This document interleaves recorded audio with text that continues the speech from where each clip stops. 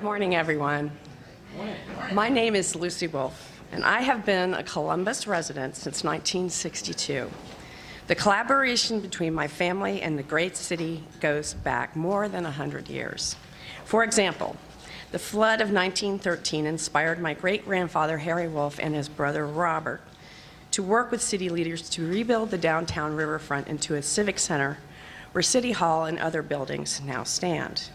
Around that time, the brothers also gifted land to the city, which is now Wolf Park. Other family accomplishments are too numerous to mention, but here I will cite that subsequent generations have also done their part to continue making the city great. When I first met the man I'm about to introduce, it was nearly 10 years ago in a meeting at City Hall to discuss a certain neighborhood. This meeting would pave the way for me to join the Livingston Avenue Area Commission. In my time on that commission, I saw Nationwide Children's Hospital develop its new campus, the branding of Livingston Avenue as a streetcar district, Old Oak's historic district become revitalized, the Chick Harley Memorial Garden be installed, the new driving park library be built, Kent Place Homes transformed the neighborhood of the North Driving Park, which included securing the Eddie Rickenbacker Boyhood Home Site, and major improvements at the Driving Park Rec Center. Our city is lucky to have many special neighborhoods that defined us, and it is lucky to have had good forward-thinking people to collaborate and guide it to grow and be strong. We can look to the future to continue to be strong and grow, and I am grateful that Mayor Ginther is committed to neighborhoods like the one I worked on to improve. We've come a long way from that meeting, and the future of this Opportunity City is bright. Ladies and gentlemen, I give you the Honorable Andrew J. Ginther. Thank you, Lucy. Well, thank you, Lucy, and for that kind introduction. I was kind of going back down memory lane of all of the great work that you and your neighbors have led, and so excited that you could host us here today. And to the great team here at this recreation center who has this place looking great and warm and welcoming for children and families in this neighborhood, just as our great centers do throughout our city. Thanks for hosting us here this morning. You may wonder, why is this mayor smiling? I'm not sure I'm going to lose this smile for a long time, because today we're announcing that we as a city are proposing investing over $1 billion into our local economy. Not only are we investing into neighborhoods, our top three priorities as an administration, but we shouldn't lose sight on the fact that by making such a significant investment, we're helping to protect and create jobs, because the work that's going to take place in our neighborhoods on these incredible facilities and infrastructure are going to be done by taxpayers and residents and folks that are contributing to the local economy, who, by the way, are going to be paying local income tax that helps to provide basic city services. So you can see why I'm smiling the way I am. I am so glad to have our auditor here with us, because she is continuing to maintain our policy of every quarter that we receive, of every dollar in income tax revenue, we have paid the debt service on capital improvements.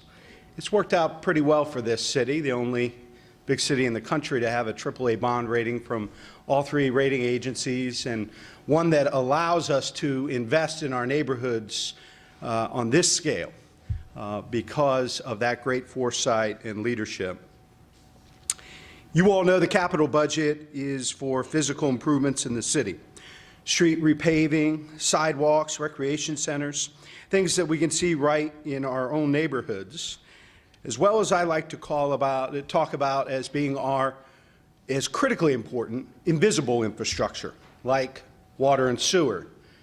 You don't think it's critical, just think about what it would be like going without those investments in our community. Safe, clean drinking water, and making sure that our neighborhoods, our parks, our green spaces are clean. The total capital budget for 2018 is over $1 billion, $720 million in new funding, $294 million in carryover funds. As you have heard me say over and over again, if your top three priorities are neighborhoods, neighborhoods, neighborhoods, your capital budget better reflect that. And this one does. 87% of this proposed budget goes into our neighborhoods. We're going to protect the investment that we've made downtown. That's important. It's an important part of our past, our present, and our future, as Lucy talked about. But our neighborhoods are our top priority and will continue to receive our investment. The vast majority of the budget, 55%, goes to water and sanitation sewers, because, of course, city service for our residents is clean water and waste removal systems. This year, we are also spending more money than ever before on repaving roadways, $39 million, up from $32 million last year. This is particularly important because so many streets were damaged with potholes this winter. In fact, Jerome and I passed our pothole crew working on Main Street on the way over here, even on this blustery day. They're out there working hard, trying to make our streets as good as possible. But this significant, the largest investment we've ever made in resurfacing, will help build on the great work that our crews are doing every day in our neighborhoods. Water, sanitation, and streets are citywide services. You will see these improvements across all of our neighborhoods. Let me point out a few of the highlights within each quadrant and part of our city. So in the east, you can expect investments in Franklin Park, not far from where we are right now. We've committed $2.5 million to restore the Davis Youth Center into a multi-purpose space for use by the public for rentals and recreational programming. Columbus Recreation and Parks Department shelters are not simply buildings. They're spaces where communities can meet, come together, and families can celebrate or even mourn together. This addition to our rental inventory will continue to make the community gathering spaces accessible and affordable to our residents. We've also committed $1 million to the restoration of the Adventure Center, primarily for cosmetic and functional upgrades of the center's exterior and grounds. The center is in the heart of the neighborhood and should be something that residents are proud of. This project will not only improve the aesthetics, but will also make repairs in and around the building so that we can continue and expand our therapeutic recreation programs that serve so many of our residents. The King Arts Complex is also receiving $1 million for building infrastructure such as new HVAC and a roof. This is an important part of our overall effort to reinvest and improve the quality of life of the East Side. Residents of the Far East will also see significant and much needed street improvements at Livingston and James Road, in Main Street and McNaughton for a total of $2.5 million. On the north side, we will begin construction of a new fire station number 16 in Linden for a total cost of $7 million. Construction will also begin on the Linden Community Recreation Center that will be one of our centers for opportunity. We will have a total of 11 of these centers with enhanced youth and family development programming with 6 core services at these centers: job and career placement, character and leadership development, academic enrichment, food access, and intervention strategies. Not all of our centers for opportunity will need complete rebuilds, but we all know it's needed in Linden. This center will include with it a gym, library, classrooms, a demonstration kitchen, and also a park with walkways, improved tennis and basketball courts, and an early childhood playground.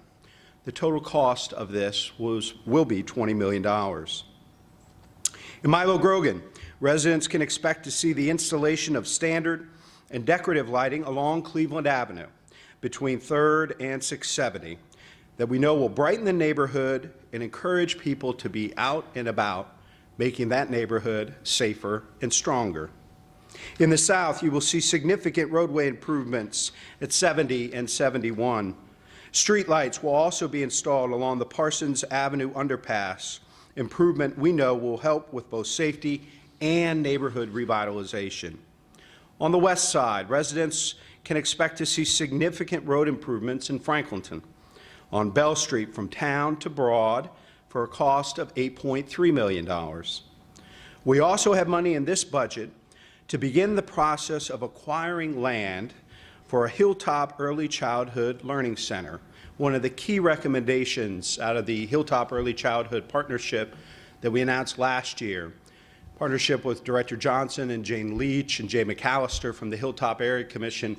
They oversaw a community-driven process and came forward with specific recommendations. We know the Hilltop has the lowest number of young people enrolled in high-quality pre-K programs in the entire city. So I charged them with helping me figure out how we double that number by 2020. And starting and creating this Hilltop Early Childhood Center is a critical part of our goal. The 2018 capital improvements budget also helps with two key initiatives in the city: affordable housing and safety. Columbus is in a time of unprecedented growth with record low unemployment and a booming housing market. But as we continue to grow, we must assure that every person in every neighborhood has a chance to share in that prosperity and age in place in their neighborhood. We know that 54,000 Franklin County households living in poverty now pay more than half of their income for housing. We know that as our region continues to grow, we must find ways to not just keep that number from growing, but to reduce it. In the 2018 capital improvements budget, we have earmarked $5 million for the Affordable Housing Alliance. We will use this money to leverage additional funding to support affordable housing, not just in this city, but in this region. Affordability isn't just a Columbus issue. It's an issue the entire region must embrace for us to solve it together. Specifically, we will use this money to grow and improve affordable housing stock, to acquire and rehabilitate existing properties, or for new construction of affordable units. We're looking for and talking to many private sector partners to contribute to solutions for affordable housing. As I have said it before, and I will say it again, we cannot get this done alone. But collectively, as a community, the Columbus way, we can get this done. It's also important to remember that many communities in Central Ohio are facing some of the same challenges. And so I will be calling on our suburban neighbors to work with us to tackle this issue together. The city, the county, and our suburban neighbors all have a role to play in making sure that affordability is one of our top priorities. We're going to grow so dynamically and dramatically over the next 20 or 30 years. How do we make sure that every family in every neighborhood can share in that success? And as our number of seniors double in the next 20 years, age in place, protecting the socioeconomic diversity of our neighborhoods and increasing it where we can. In addition to the funds for the Columbus Central Ohio Housing Alliance, we're also working with Healthy Neighborhoods, Healthy Families in partnership with the nationwide Children's and Community Development for All People to help close the housing gap. This year, capital budget includes nearly $500,000 for 8 new construction homes on the south side that would be sold to market rate buyers, as well as capital funds for 15 rental homes in the Healthy Rental Homes project. Part of growing mixed income neighborhoods is providing for real and tangible improvements to the neighborhoods themselves. We've invested millions of dollars in the Poindexter Village revitalization effort over the years, one of our great success stories of public-private partnerships in affordable housing and neighborhood revitalization. I'm happy to report that in this budget, we have proposed another $2.3 million for Phase 3, which will cover roads and infrastructure around the properties. Another opportunity area for our city is continuing to improve safety across all of our neighborhoods. As you all know, in November, I released the Comprehensive Neighborhood Safety Strategy to address the spike in homicides. We've been implementing many facets of the plan, including hiring additional police officers and seating the Columbus Community Safety Advisory Commission. Today, I am pleased to announce some of our capital budget investments in safety. We are proposing $1 million for a gunfire detection system. Other cities like Oakland and Cincinnati have found that over 80%, think about this for a second, over 80% of gunshots are not reported to 911. Columbus plans to implement a program to test this technology as part of our efforts to reduce gun violence and promote neighborhood safety, an incredible tool and resource for our officers to help improve the safety of our neighborhoods. We're also making other investments in public safety, $3 million for land acquisition and design of police substation number 8 in Franklinton, $7.5 million in fire apparatus, medics, platform ladders, and engines. Neighborhood safety is critical too, so we're investing in a number of projects to improve the physical appearance of neighborhoods. In addition to street repaving, the city will also repair and restore 25 miles of alleyways this year. And we are investing $4 million in sidewalks to provide residents with safe passage. In a few minutes, you'll hear about the additional investments and priorities of council members in making our neighborhoods a top priority. The capital budget is a collaborative effort among city departments and our partners at Columbus City Council. We wouldn't be here today without the great partnership and work of its leader. Please welcome Council President Shannon Hardin.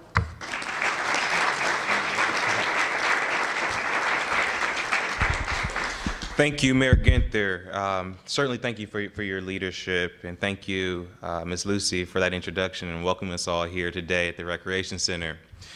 And thank you to my council members. Like the mayor said, we work together as a team, and I certainly want to thank them for their engagement, their leadership, and their work through their departments and their chairmanships of their different departments with our directors and mayor's cabinet. So thank you all.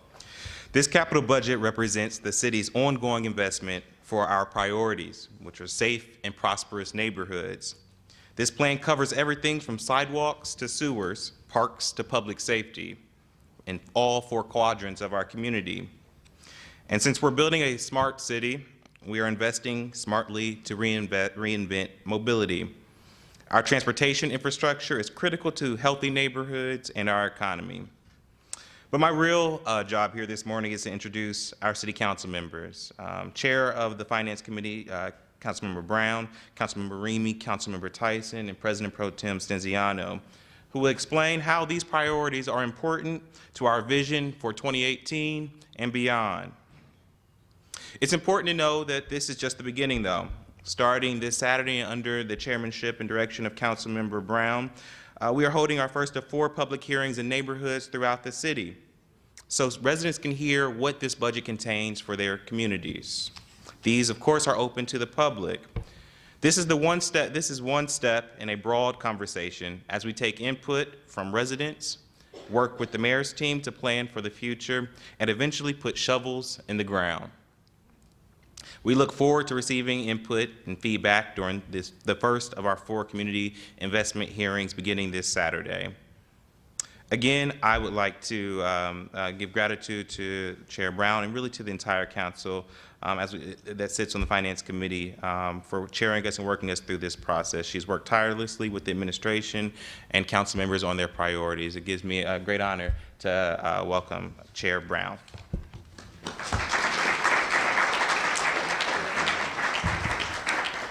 Thank you, Council President Thank you, Mayor. Thank you, Lucy. It's really great to be here celebrating the introduction of the capital budget and sort of marking the official start of Council's process. Capital budgets are physical investments in our city, physical investments in our neighborhood, and ultimately, physical investments are about livability.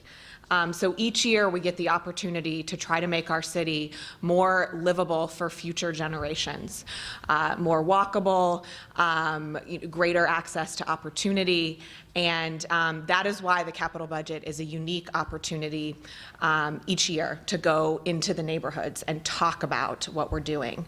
So Council President Hardin highlighted the hearing process, which there will be 4, and at each of those hearings, our departments will present their investments unique to that area so that residents come, they can understand what's going on down their block or out their window, what's going on at their local recreation center, and so that council can hear that direct feedback from neighbors in a very tangible way. We're very excited to start that process.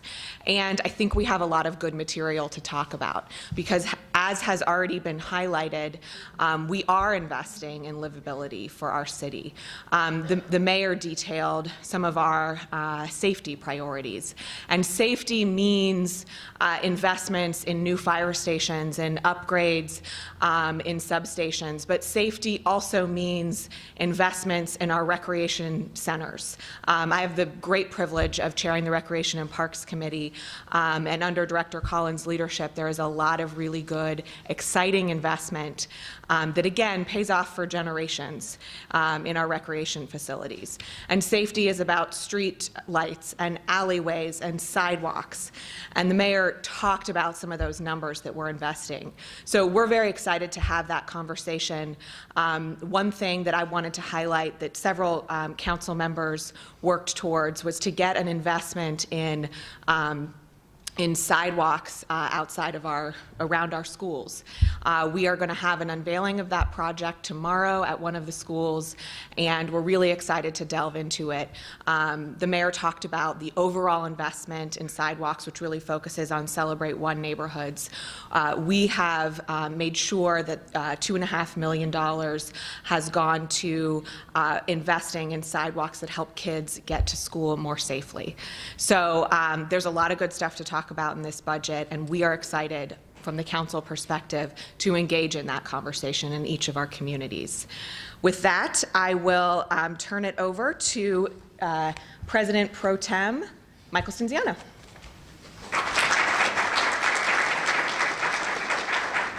Good morning, everybody. Mayor, I'm glad you mentioned that truck. I got caught behind the truck that was filling those potholes. And I think they were, I don't know what you call it when it covers 2 lanes, but it was a mighty big pothole.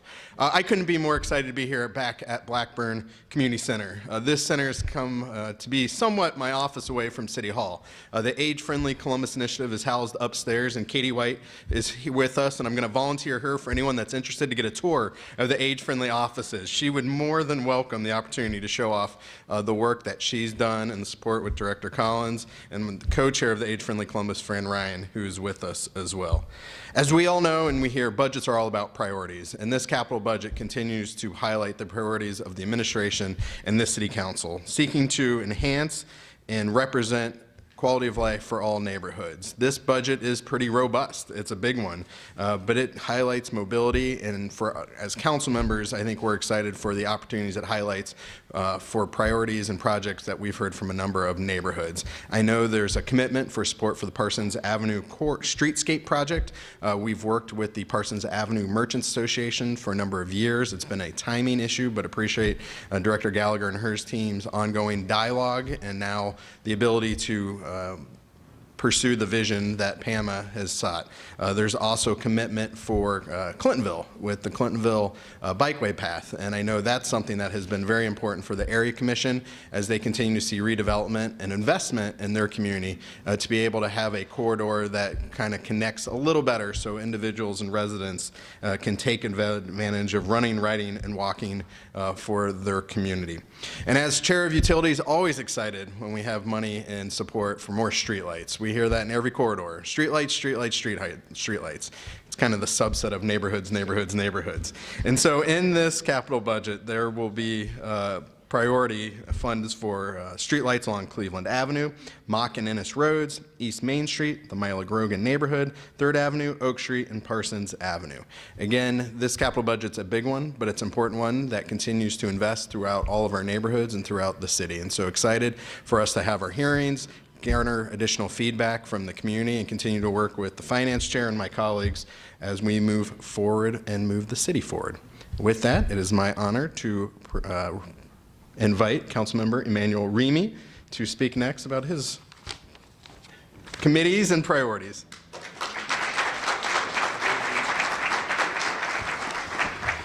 Thank you, Council Pro Tem Michael Cinziano and the rest of my colleagues here today. As the newest member of City Council, the newest team member, I'm proud to partner with my colleagues in support of the capital budget that addresses the needs of the community. I remember fondly, I know last night the mayor held a neighborhood leaders dinner to talk about, or a meeting to talk about the capital budget. And I remember that being in that process for the many years prior to this, and now to be on this side of the table and see the thoughtfulness and the diligence that was put into making sure that every neighborhood is impacted by the announcements in today's capital budget. They're so excited about the dedication and the commitment to providing safe pathways to schools. This is important in every neighborhood, and we're spending close to $4 million in pedestrian safety improvements that or over $4 million, excuse me, to make sure that everybody has safe, walkable neighborhoods. There's going to be a $6.1 million earmarked to continue the development of the Scioto Peninsula. And something that's very near and dear to my heart, as the mayor mentioned earlier, we're dedicating $39 million in street resurfacing. As the chair of public service and working with Director Gallagher, I'm excited to see the investment this year. We've had a rough winter, and so we need to spend a little extra money. But as many of you know, the commitment to the alleyways, it's going to be a good year to see some improvements within our infrastructure. We are dedicated to continuing our advancing mobility and safety in the capital city. So that is something that obviously for people that are challenged to get around, we're excited to be able to continue that investment. What has truly been remarkable to me is the respect that we get as Columbus's, as America's smart city, the respect that we get nationwide. And so we're continuing to dedicate $6.6 million to this effort this year. So there's so many exciting things that all of us have touched upon today, and we're excited to get out into the neighborhoods and hear the feedback from each individual neighborhoods and the residents far and wide throughout the city. It's my honor to invite up what we affectionately call the Dean of City Council, Councilmember Priscilla Tyson, who, by the way, it's her birthday. So happy birthday. And thank you so much. The floor is yours. Not many people get $1 billion on their birthday. I know, isn't that something special, right? And thank you, Councilman Remy. And yes, it is my birthday, and it was like I had to think long and hard. Do I want to come out for, to talk about the capital budget?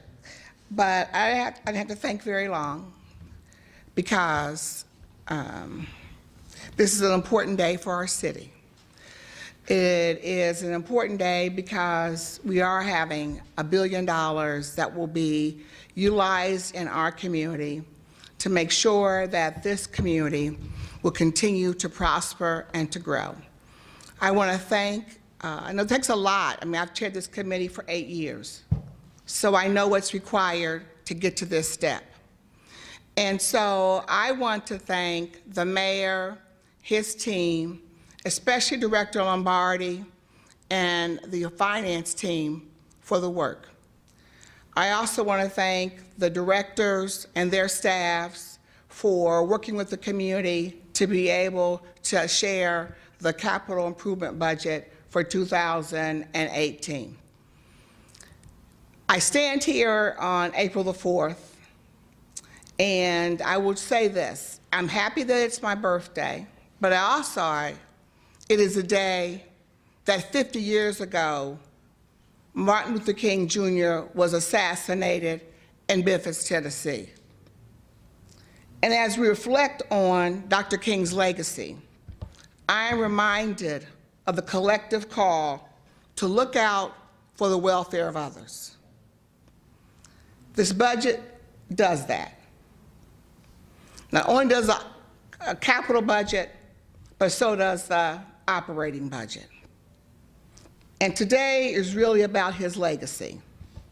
I'm happy to stand before you today in support of our continued investment in our city, but also in the health of our residents with the basic foundation of a home.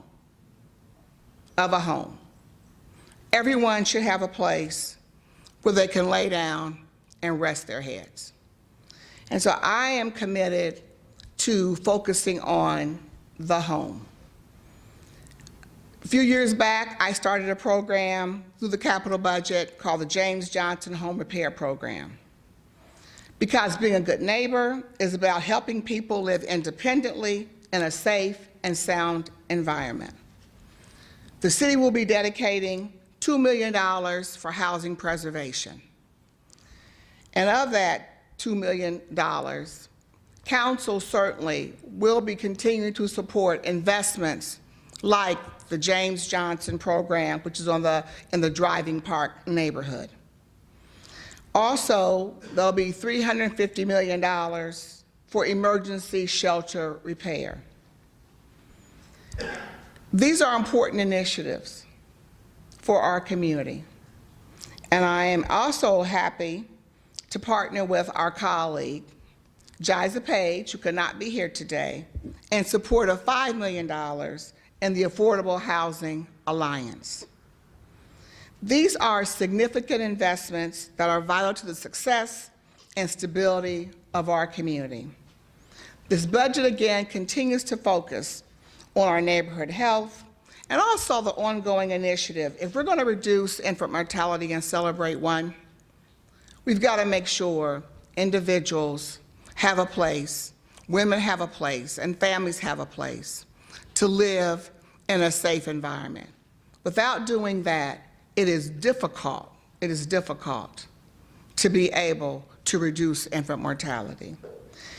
And so I am very pleased and proud for this budget. I thank my colleagues, Councilmember Elizabeth Brown, who is chairing this committee, and the rest of my colleagues for the work that they have done to ensure that we get this budget moving forward, get this budget passed so this work can be done. Workers can go out and make money and give us income tax back. And so congratulations, Mayor and the team for an outstanding job. And now I turn this mic back over to President Harden. Thank you.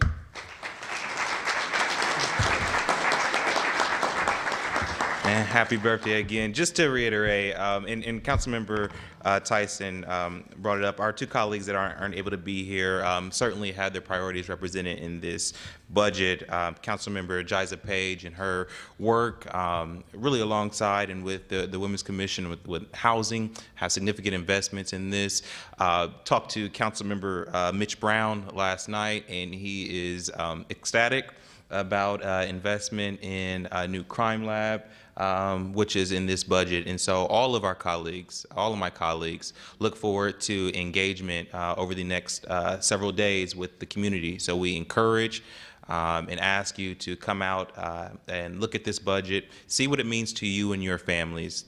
Budgets are living documents. You should be able to feel them. You will be able to walk on them in terms of streets and sidewalks coming out of this budget. And so again, we invite you to come out this Saturday, April 7th, which actually happens to be my birthday, at the Far East Community Center at 10 a.m. We look forward to that public hearing. Thank you again to all my colleagues. Thank you to Chair Brown, and certainly thank you, Mayor.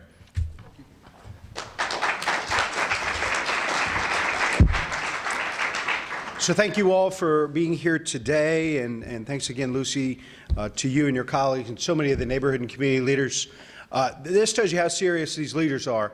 They came and met with me during a tornado warning last night, and instead of briefing them in the second floor hearing room of the new Coleman Center, which is absolutely gorgeous, we were down in the basement and doing this briefing last night, but having people like Curtis and Lucy and so many of the neighborhood and community leaders that are such an important part of this city, this community, and what makes this community so special. We're grateful for their contributions and leadership.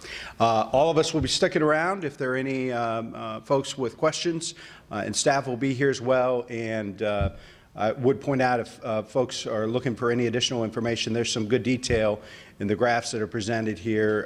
Particularly pleased with the one on the far left as we look at all of the regions and investment. Really, I think, reflects that we're investing in neighborhoods throughout this great city in a way that is significant and transformational. Have a great day, everybody. And happy birthday.